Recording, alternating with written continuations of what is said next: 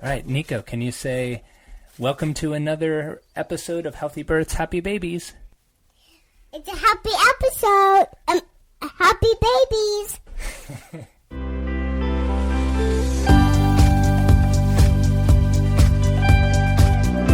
Welcome back to another episode of Healthy Births, Happy Babies. I'm Dr. Jay Warren. I'm the prenatal and pediatric chiropractor here at the Cap Wellness Center. And this podcast is all about helping you have a proactively healthy pregnancy so you can have a safe, gentle, natural birth. And that's going to allow you to bring your baby into the world that much more gently and healthily so you can start off your family experience more powerfully than if it's full of stress and trauma and other health concerns. So if you are a fan of this show and you haven't yet subscribed, please do so. Wherever you listen to your podcast, go ahead and subscribe so you don't miss an upcoming episode. And also, if you haven't rated or reviewed the podcast and you've enjoyed it and gotten value of it, that will really help me out because that'll allow this podcast to reach more and more parents like yourself that might be missing out on this type of information and helping them along their parenting journey. So thank you in advance for that. And thank you if you already have rated and reviewed. On today's episode, I have Sarah Bester back on the podcast. If you remember from her previous episode, she is a picky eating coach, and she helps parents raise healthy eaters versus picky eaters. So we, in that last episode, talked about things that you can do when introducing foods to help them be really good, solid eaters. And this time, we're going to pick that conversation up and talk about, like, what if your kid is showing signs of being a picky eater? What can you do about it? And she has great advice on how we as parents can help them through those stages, because it is a stage that they go through. We just don't want to get them locked in it, right? Because that can be even more challenging on the other side of it. She's got great advice. It's always great talking with her. I'm glad to have her back. She's had another baby recently, so now she's ready to come back and talk with us about it. So let me pause to take a message real quick, and then I'll come back in to our conversation. Hi, it's Dr. J, and I am so excited to announce to you that my new online program is now available. It's called Connecting with Baby During Pregnancy, and what it's going to do is going to teach you methods proven by the latest research in pre- and perinatal psychology and epigenetics that are going to allow you to have not only a calmer and more relaxed pregnancy and to have a gentler, more natural birth, but on the other side of things, you're going to feel more confident as a mom, and you're going to be able to soothe your baby that much easier, because when you're able to bond with baby and connect right now during your pregnancy, it's only going to translate on the other side to just being that much more connected and be able to help them calm and soothe. It's a really important thing. So head on over to drj.warren.com/CWB, that's Connecting with Baby, and you can learn all about it.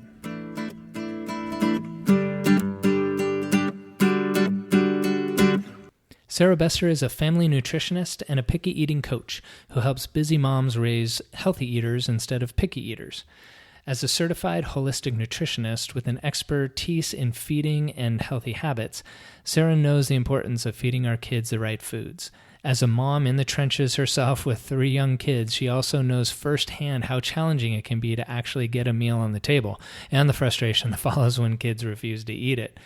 Her research-based individual coaching and online group programs provide easy-to-follow steps that will put an end to picky eating and mealtime drama. More importantly, she empowers parents by giving them the tools to help their children develop long-term healthy habits. So with that, let me turn over to my conversation with Sarah.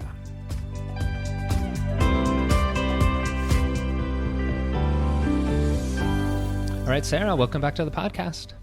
Thank you, Dr. J. It's so great to be back. It's good to talk with you again, and congratulations on your new baby. How's everything? Thank you. It's good. It's definitely, life is full. I don't like to say busy. I like to say full because it's all good. But yeah, definitely she's a great addition to the family. So I'm trying to figure out how to balance it all. Right. Well, you're a parent, right? That's what we're all trying to figure out. That's what we're doing on the podcast, right? Yeah, just the new normal. Exactly. Well, last time that you were on, Sarah, we were talking about starting solids, and you gave us tons of tips on how to raise a healthy eater, using the solids there. But now we're going to talk about kind of your wheelhouse as a a picky eating coach about like, what do we do when our kids are starting to show those signs of picky eating? And that is something that every parent has challenges with. So I'm really happy you're here to share your wisdom. Before we do that though, like catch people up on, I read your bio about things, but give us a little context about like why one, nutrition, and then two, as a parent working with kiddos became such a passion of yours. Yeah. So, I mean, to try to keep it brief, nutrition was not what I did originally. I actually have a background in HR consulting and did that for many years. But like most people who end up in the natural wellness field, I did suffer from some health issues that weren't super serious, but definitely went on for a long time. And it took many years before I finally saw a naturopath about some of the things I was dealing with, digestive issues, even just mental health from feeling so crummy all the time. And she literally made a few tweaks to my diet, and I was feeling better than I had in my entire life. And so that just really kind of revolutionized the way I thought about food. And I really wanted to know more. And so I went back to school just thinking, I'm just going to learn more and be able to apply this to my own life, maybe my family's life. And once I got into school and started learning more about nutrition, I was really hooked and decided to, kind of make this a bit of a career change.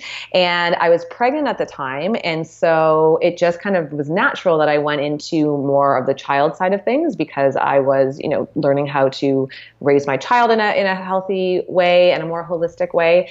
So I started out doing general kids nutrition, which was great. But I was finding that, I would have these clients and I would say to the parent, okay, you need to feed your child this, this, and this, like all real foods and lots of fruits and vegetables.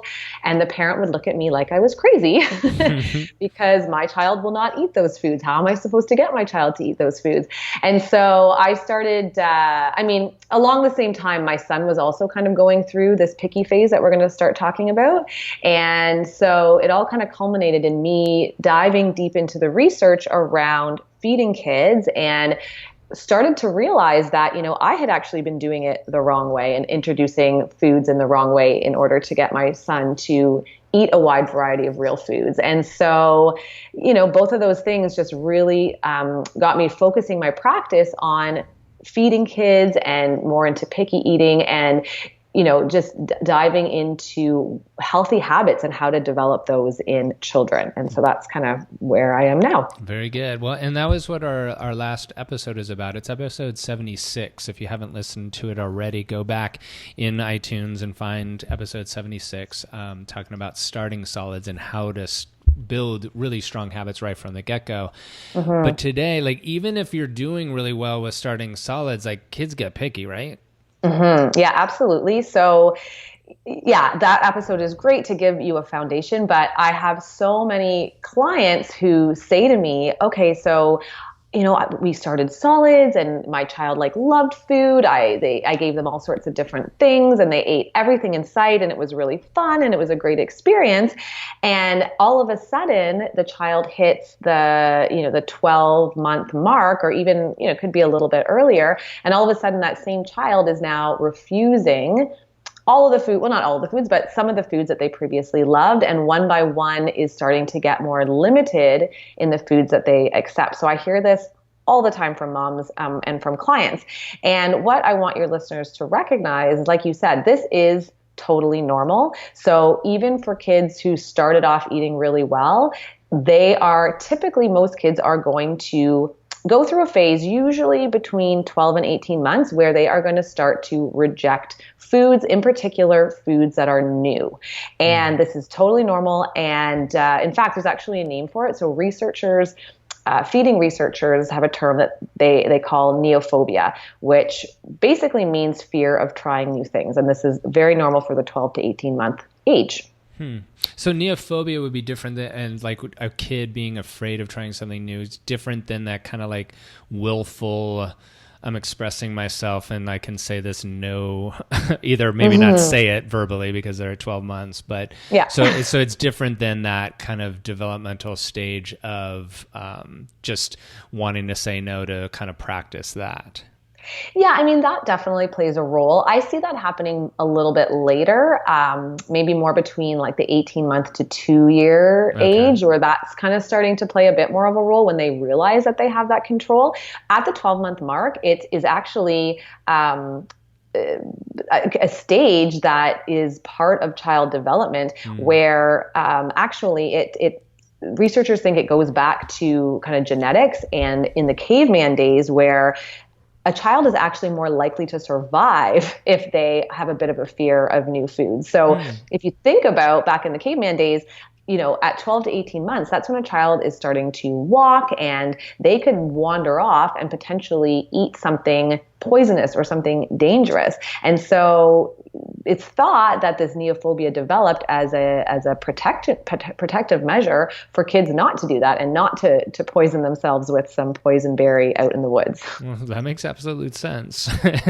Yeah, which is why it's very normal. It's very normal for kids to have this kind of fear of new things. Right. And so if it is such a normal stage, like you want to honor that, right? But like, how do you, you still got to eat, right? So what do we do? Yeah, that's the thing. So it is normal. And, by normal, I mean, don't panic if your child does start to become more picky around this age. However, the thing I really want to emphasize to your listeners and what I emphasize to all of the parents that I deal with is that it is how you deal with this phase that can actually determine and can impact your child's eating habits and relationship with food moving forward. So while it is normal, you don't want to ignore it and you want to make sure that you are kind of navigating it in a way that is going to make sure that your child doesn't continue to fear new foods for the rest of their lives. Because I think that is something that parents probably want to avoid. Right. Like help them navigate through it rather than like entrenching it somehow by doing some things. Well, yeah, because what a lot of parents do is they think, okay, well, my child doesn't want to try new things, so I'm not going to put new things in front of them, and I'm just going to serve them all the things that they like, which for sure is easy and which for sure is going to be a little less stressful for both the parent and the child, but it's not doing your child any favors in terms of developing their palate and their relationship with food. Right.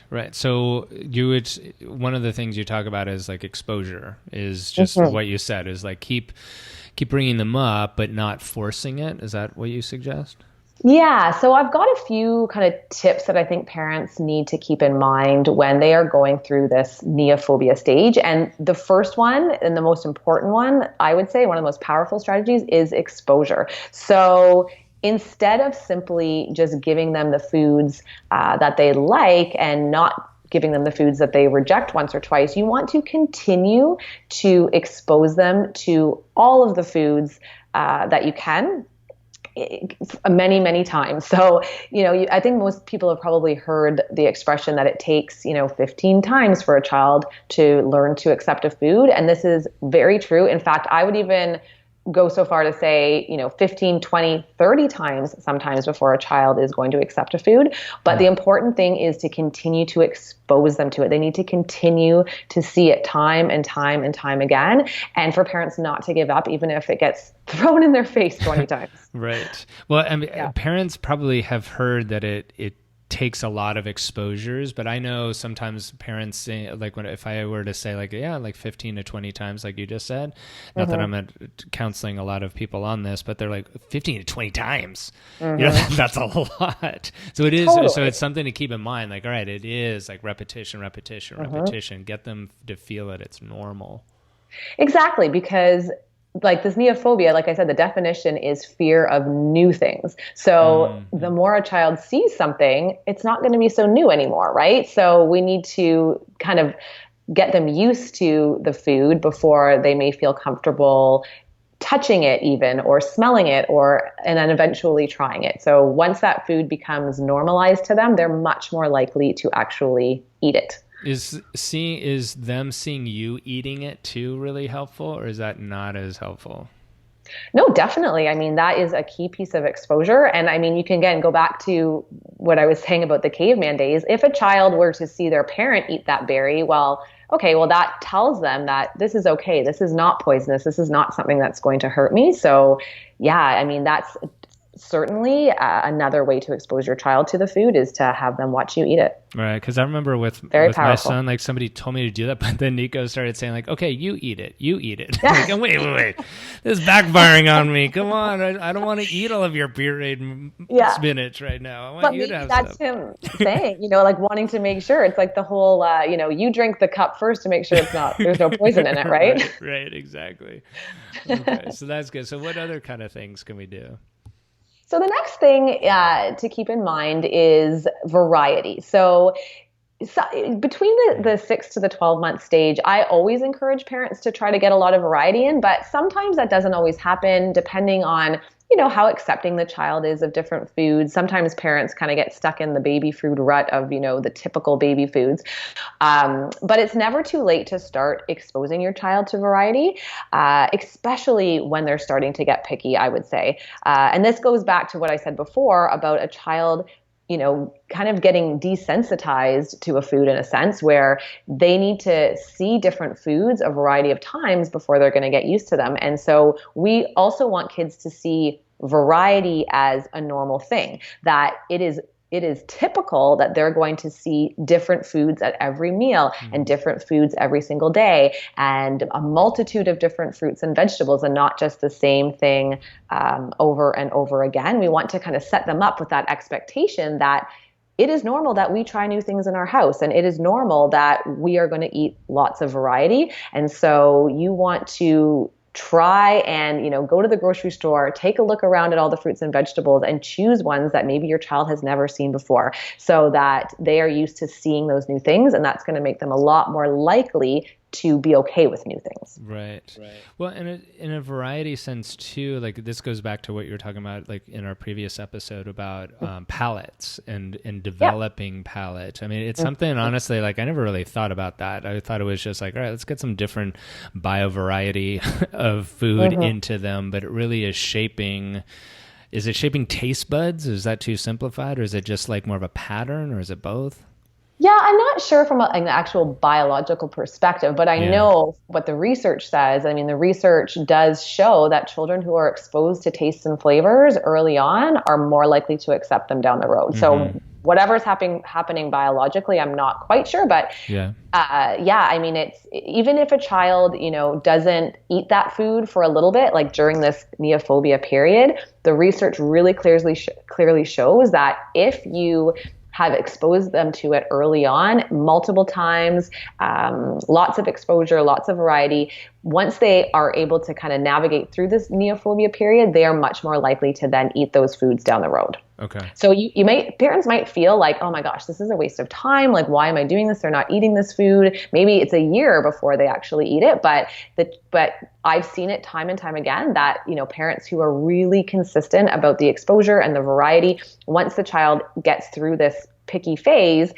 that can often just be a phase, they are going to come out of it, with that broadened palate, like you said. Right. Well, and I think that's a good thing for every listener to hear is like, it is a phase and a normal phase, and which a phase means it's going to end at some point rather than. Right. It's going to end as long as, you are able to kind of navigate through it in a healthy way. Sure.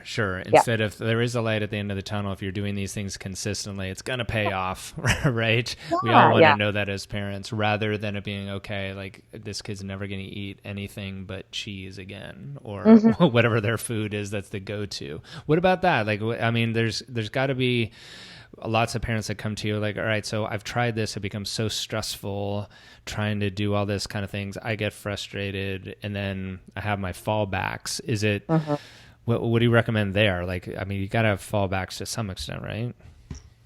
Yeah, definitely. And it's okay. I mean, you never want to not serve a child's favorite foods because then they feel restricted and they feel, possibly anxious about meal times in general. But it just means that you're also rotating in new things all the time and thinking outside the box when it comes to what foods are acceptable for kids. So it's one of my biggest pet peeves that, we live in a culture where there's certain foods that are deemed kids foods and other foods that are not considered kids foods, where I believe actually food is food and it shouldn't be classified like that. So if you can early on think outside that box and serve kids things that are really strong in flavor or maybe aren't typically kids' food, things like, my kids love olives. They eat them all the time. Things like, sauerkraut or really unique vegetables like Brussels sprouts or, parsnips or things that maybe aren't typically served to kids. You are setting them up to be much more likely to like those foods down the road. Yeah, I can say that I was definitely an in-the-box thinker when it came to like exposing foods to Nico. And I was, as Effie was, who is not, she was doing lots of like interesting different foods. And I would always be like wide-eyed, like, really? He ate that? Okay, great. Because I wanted that. But, that was definitely not in. And I think you're ingrained in that with like, there's the kids menu if you go out to eat versus the regular menu, those kind of things. It's true. Like we're painting these kids into a box really by just assuming what they will and will not like, where I think that we need to instead give kids the opportunity to surprise us. And, like you said, you'd be surprised at what some kids will accept because they don't know any different, right? It's they don't know what's a kid's food and what's a not kid's food. They just know what they like. And the more you can expose them to things like that, the more likely they are to grow up thinking that's normal and to grow up eating those things. Right. And speaking of surprises, you have good advice on being sneaky about foods. I definitely share this. Yeah. So another thing that can be easy, a trap that parents can fall into when their child is going through this neophobia stage where they're starting to get picky, is to start sneaking greens and other veggies into food because they're really worried about their child nutritionally. So it all comes from a good place. Parents want their children to be eating all the vitamins and nutrients that veggies have to offer. But trust me, this whole sneaky thing only works for a short period of time. Yeah. When children are 12 to 18 months, they're a little bit naive, right? They don't actually know what they're eating. They're not too aware of what's happening. But I can tell you from experience, every single child that I work with, by the time they come to me, they're pretty entrenched in the picky eating. And I would say most of the parents have said to me, I used to sneak things into my kids' food and now they won't eat that food anymore because they figured it out. And kids will figure it out. And then you can totally ruin foods for them because they start to associate that food with being sneaky and with a food that maybe they didn't want to be eating, but you're actually tricking them into eating. So it's a slippery slope and I definitely discourage it. The other thing with kind of being sneaky, I'm all about, like I talked about earlier, I'm all about developing a positive and healthy relationship with food because if you are able to foster that, positivity and, the healthy relationship with food, then a child is going to naturally want to eat those healthy foods down the road and you're not going to have to worry about their nutrition. But if a child thinks that you are being super sneaky and they catch you sneaking things into their food and they have that lack of trust, it really impacts the feeding relationship with your child moving forward. So when you tell them something tastes good, they're not going to believe you anymore. Right. Going to be super suspicious of you trying to feed them anything. So again, not something I typically recommend doing. Right. Well, and I think the trust thing is huge. Like it's not just the primary, like the nutrition getting into their mouths and into their bodies. It's that like relationship with you also and food too. Mm-hmm. Yeah. So it's a short-term gain, but long-term you have to look at what you're doing there. Right. And as a parent, I mean, we all know those times where like, all right, it's just easy to get through the day by just doing this. But then know at the end of the day, like, oh man, now I got to start again tomorrow. Yeah, So exactly. Exactly. Yeah. And it's not that it's not okay to add spinach to a child's smoothie. I mean, we definitely do that in our household, but it's all about being transparent. And it actually can have a really big benefit. So if you can start to show a child that certain foods taste good. So, with my kids, they loved smoothies. And when we started adding spinach to the smoothies, I made sure they were fully aware of it. And now they have that positive association with spinach because they're like, oh, well, smoothies taste good. And my smoothie with spinach in it tastes good. So spinach must be good. And they'll actually, as we're putting the spinach in the smoothie, like they'll take bites of the spinach because they just have that positive relationship with that food. Right. They're not being coerced in anything. Exactly. Right. Nobody wants to be coerced in anything. No. And that goes back to the control thing that you said too, right? Yeah. So, if a child thinks that you're forcing them to eat something by sneaking it into a food, like once they get to a certain age, they're going to push back on you in a big way.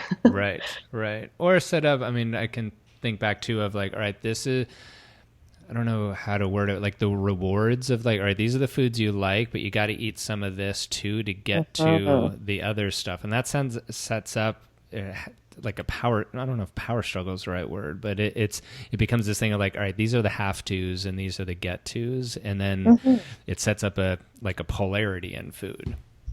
Yeah, and that actually brings me to my kind of final tip, where you're right, power struggle plays a role, but it also is, you have to think about what you're saying about a food and what message that is sending a child. So when you're telling a child that they need to eat their broccoli before they can have their ice cream, the message that you're sending to them is that broccoli needs to be tolerated, and ice cream, yeah, that's what I meant to say, is something that you should be coveting, and that really is a form of pressure. So my tip for parents, if you really want to get through this picky stage in a healthy way, is to avoid any sort of pressure on the child in terms of what they should be eating.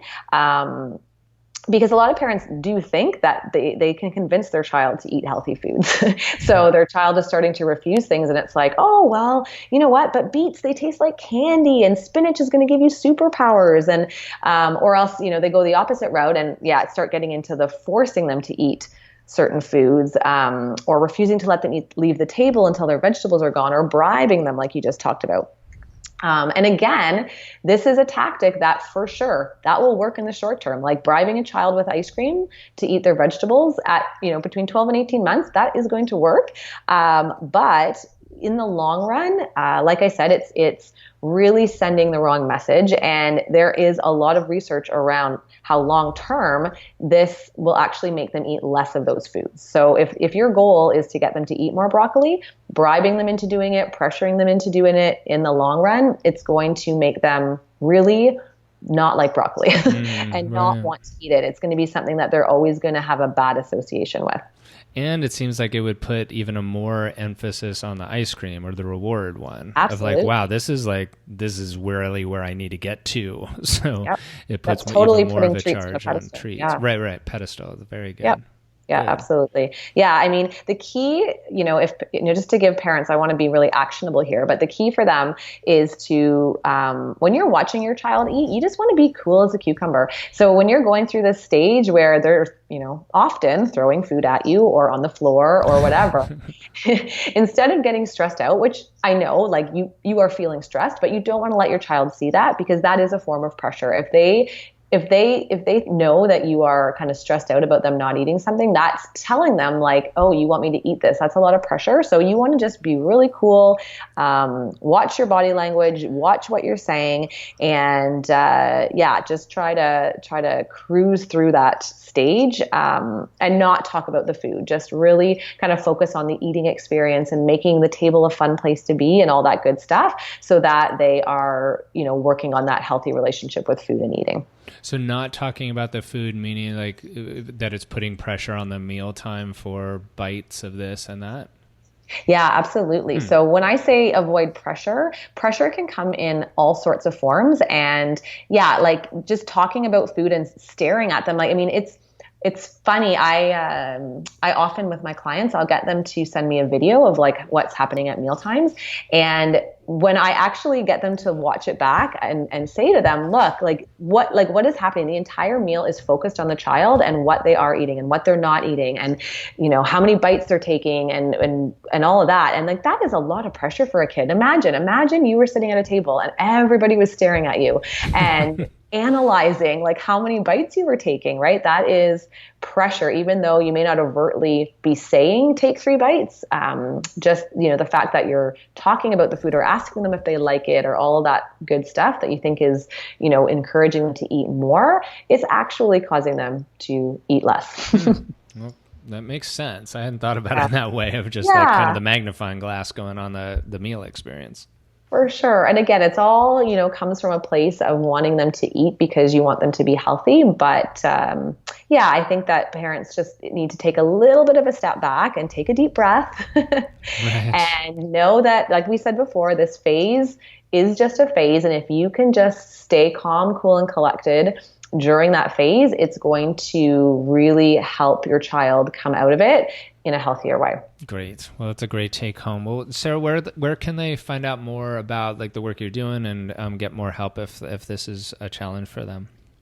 Yeah. So if parents, if they're really early on in this stage, I would say, just ride it out. But if parents are coming kind of closer to the 18-month mark and, they feel like their child is just getting pickier and pickier, I do have, some more specific strategies that they can try that can really help them or help their child to be more accepting of new foods, try new foods.